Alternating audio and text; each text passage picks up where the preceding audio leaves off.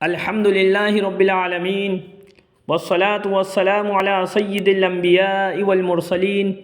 محمد وعلى آله وأصحابه أجمعين أما بعد. قال الله تبارك وتعالى في القرآن المجيد والفرقان الحميد: أعوذ بالله من الشيطان الرجيم بسم الله الرحمن الرحيم. يا أيها الناس كلوا مما في الأرض حلالا طيبا ولا تتبعوا خطوات الشیطان انہ لکم عدو مبین. صدق اللہ العظیم. میرے محترم بزرگوں اور دوستوں، گزشتہ بیان کے اندر حرام کھانے کی نحوست، حرام لقمہ ہمارے پیٹ کے اندر جو جاتا ہے اس کی وجہ سے ہمارے دین اور ہمارے آخرت کی جو تباہی ہوتی ہے اس کا ذکر کیا گیا تھا. تو ایک تو پہلو یہی ہے کہ انسان اپنے آپ کو حرام لقمے سے بچائے،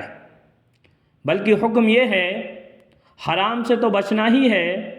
مشتبہ مال سے بھی اپنے آپ کو بچانا ہے. یعنی جس مال کے بارے میں، جس کھانے کے بارے میں ہمیں یقین نہیں ہے کہ یہ حلال ہے، علماء کرام نے لکھا ہے کہ اس کھانے سے بھی اپنے آپ کو بچانا چاہیے. کیونکہ ایک حرام کا لقمہ اگر پیٹ کے اندر پہنچ گیا تو اس سے ہماری دنیا اور آخرت تباہ و برباد ہو جاتی ہے. اور ایک حرام لقمہ کھانے کی وجہ سے ہماری اندرونی جو کیفیت ہوتی ہے اس کے برے اثرات ہماری طبیعت کے اوپر پڑتے ہیں کہ کسی بھی نیک کام میں من نہیں لگتا، جی نہیں لگتا. اور گزشتہ بیان میں نے بتلایا تھا، نبی پاک صلی اللہ علیہ وسلم نے ارشاد فرمایا ایک لقمہ حرام کی وجہ سے اللہ تعالیٰ بندے کے 40 دن تک نیک اعمال قبول نہیں کرتے. اس لیے جہاں ہمیں اپنے آپ کو حرام لقمے سے بچانا ہے، دوسرا اس کا پہلو ہے کہ حلال کھانے کی فکر کی جائے. حلال کھانے میں کیا فائدے ہیں اور کیا اثرات اس کے ہمارے جسم کے اوپر پڑتے ہیں، ہماری طبیعت کے اوپر اس کے اثرات پڑتے ہیں. حقیقت یہ ہے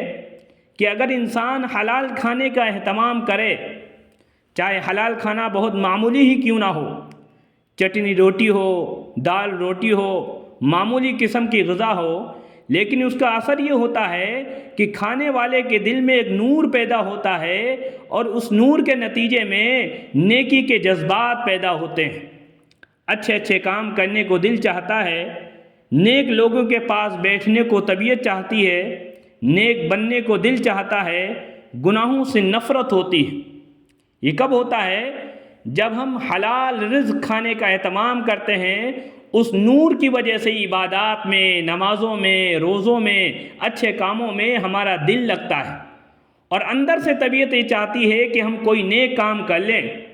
آخرت کی تیاری کی فکر کرتا ہے.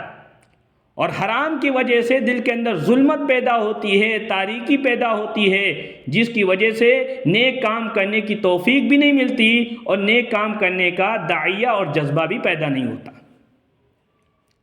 کتابوں میں لکھا ہے، دیوبند کے علاقے میں ایک درویش قسم کے بڑے میاں تھے جن کا نام تھا شاہ حاجی عبداللہ. مزدور طبقے کے تھے لیکن بڑے ہی صاحب نسبت اور نیک بندے تھے. انہوں نے اپنی زندگی گزارنے کا یہ معمول بنا رکھا تھا کہ روزانہ فجر کی نماز کے بعد پڑھ کر کے جنگل نکل جاتے، وہاں سے قدرتی گھاس کاٹ کر کے ایک خاص مقدار میں لاتے اور منڈی کے اندر بیچ دیا کرتے تھے. لوگ ان کو جانتے تھے کہ بڑے میاں بڑے نیک ہیں، متقی اور پارسا ہیں،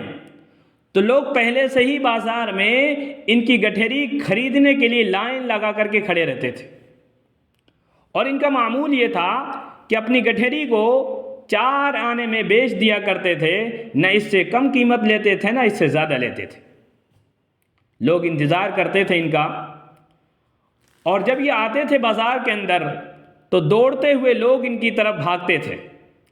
سب سے پہلے ان کی گٹھیری کو جو چھو لیا کرتا تھا وہ پوٹلی جو ہے اس کو سپرد کر دیا کرتے تھے اور 4 آنے لے لیتے تھے.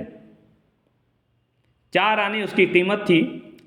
لیکن جتنے اچھے انتظام کے ساتھ وہ 4 آنے خرچ کرتے تھے، یہ ہم سب کے لیے فکر کی بات ہے کہ ہمیں بھی اپنی آمدنی اتنی فکر مندی کے ساتھ، اتنے اچھے انتظام کے ساتھ خرچ کرنی چاہیے۔ وہ 4 آنے ان کو ملتے تھے، 1 آنا تو غریبوں میں، مسکینوں میں، لاچاروں میں تقسیم کر دیا کرتے تھے، صدقہ خیرات کر دیتے،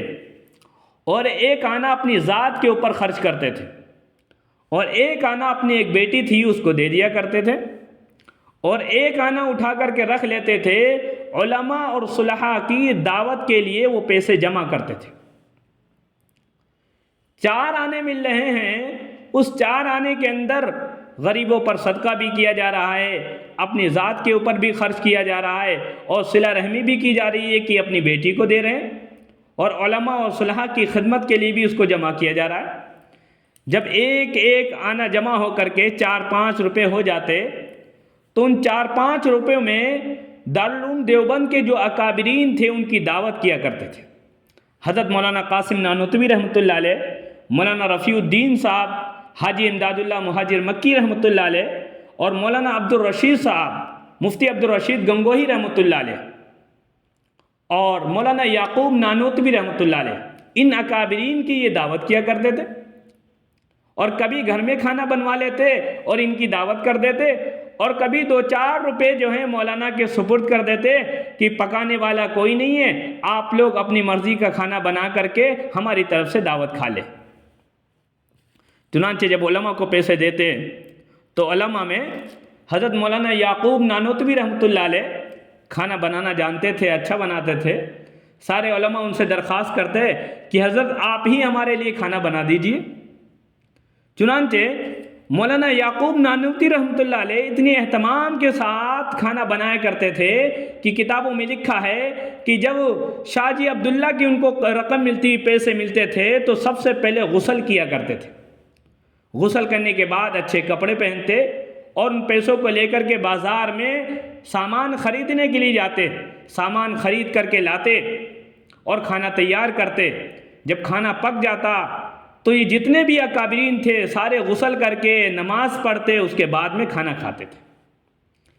یہ اکابرین لکھتے ہیں کہ شاہ صاحب کی دعوت کھانے کے بعد ہماری دل کی یہ کیفیت ہوتی تھی کہ 1 مہینے تک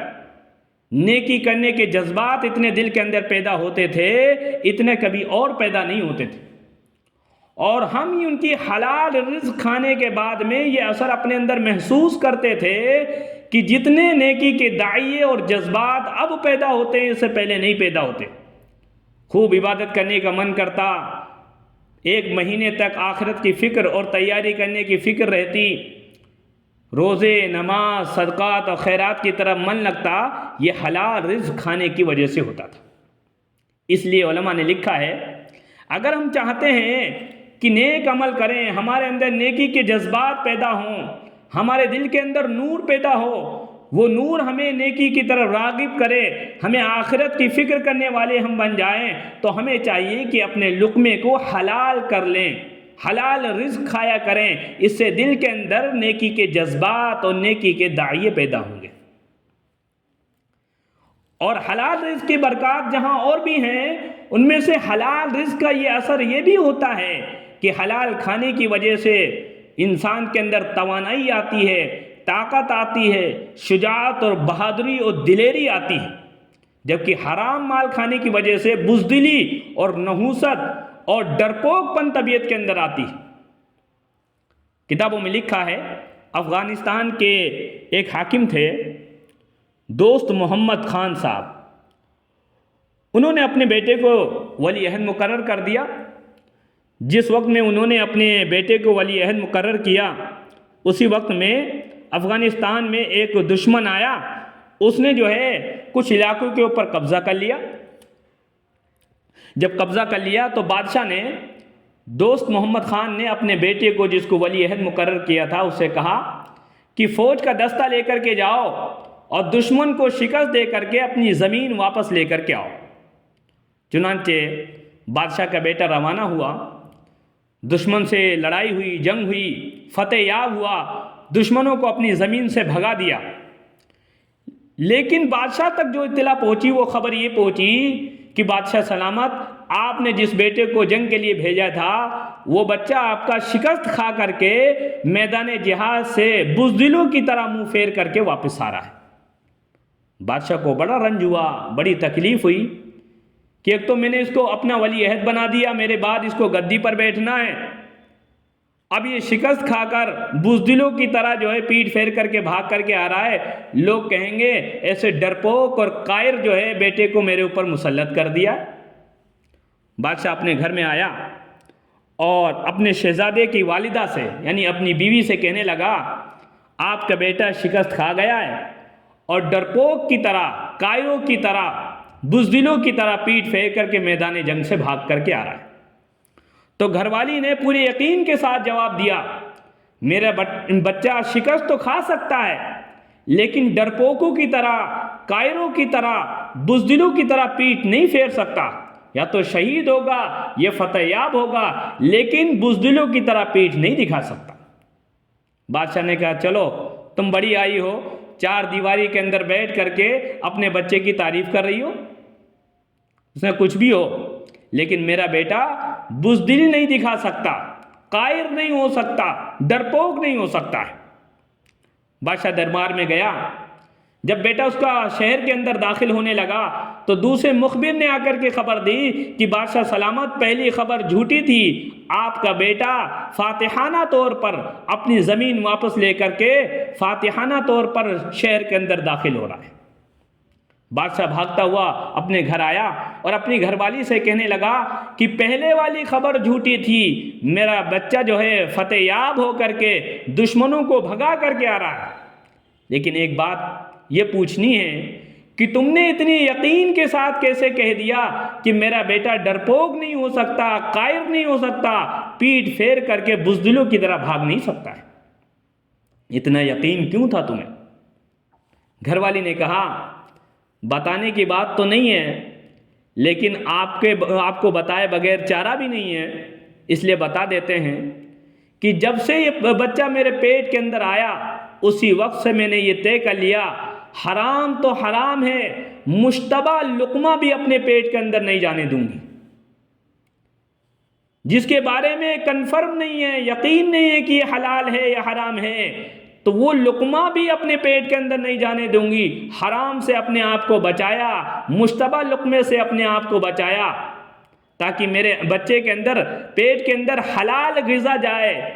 اور حلال کے اثرات اس کے اندر پیدا ہوں، اور جب بچہ پیدا ہو گیا تو اللہ گواہ ہے اس بات کا کہ میں نے کبھی اپنے بچے کو بغیر وضو کے دودھ نہیں پلایا،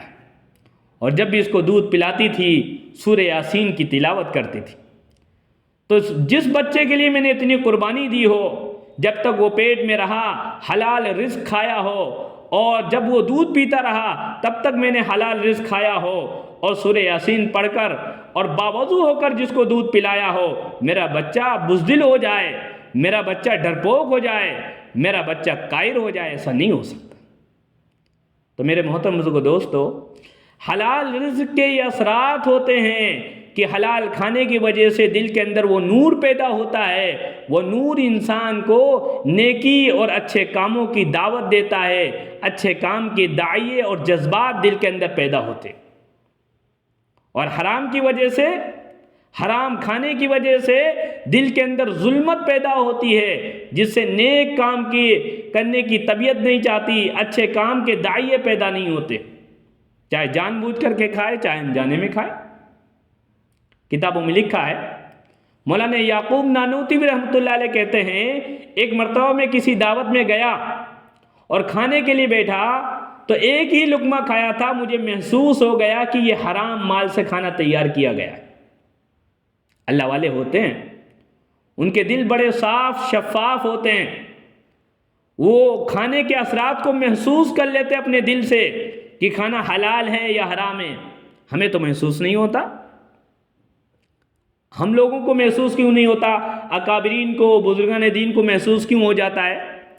اس کی وجہ یہ ہے، نیک کام کرنے کی وجہ سے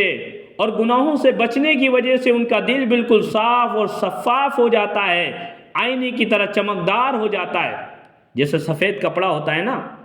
اگر بالکل سفید ہو، میل کچیل سے پاک و صاف ہو تو اس کے پر ایک کالا نقطہ بھی لگے گا تو وہ بھی نظر آئے گا.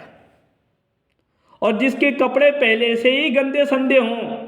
ہزاروں داغ میل کچیل کے لگے ہوئے ہوں اور کالی کے لگے ہوں، ایک نقطہ کالا اور لگ جائے گا تو کیا نظر آئے گا؟ ہمارے دل تو ایسے ہیں، گناہوں سے سیاہ ہو گئے، اس وجہ سے ہمیں کھانے کے اثرات محسوس نہیں ہوتے. اور بزرگان دین جن کو گناہوں سے بچنے اور نیکی کرنے کی وجہ سے دل بالکل صاف اور شفاف ہو جاتے ہیں، آئینے کی طرح چمکدار ہو جاتے، ان کو جو ہے کھانے کے اثرات محسوس ہوتے. مولانا یعقوب نانوتوی رحمۃ اللہ علیہ کہتے ہیں ایک ہی لقمہ کھایا تھا، مجھے محسوس ہو گیا کہ حرام مال سے کھانا تیار کیا گیا ہے، فوراً اٹھ گیا، لیکن چونکہ ایک لقمہ پیٹ کے اندر چلا گیا تھا، اس کی نحوست سے 1 مہینے تک نیک کام کرنے میں بڑی جو ہے کڑھن محسوس ہوتی تھی، اچھے کام کرنے کی توفیق نہیں ملتی تھی، من نہیں لگتا تھا عبادتوں میں، نماز میں من نہیں لگ رہا، روزوں میں من نہیں لگ رہا، عبادات میں من نہیں لگ رہا. ایک لقمے کی وجہ سے 1 مہینے تک عبادتوں میں مزہ نہیں آیا، عبادتوں میں دل نہیں لگا.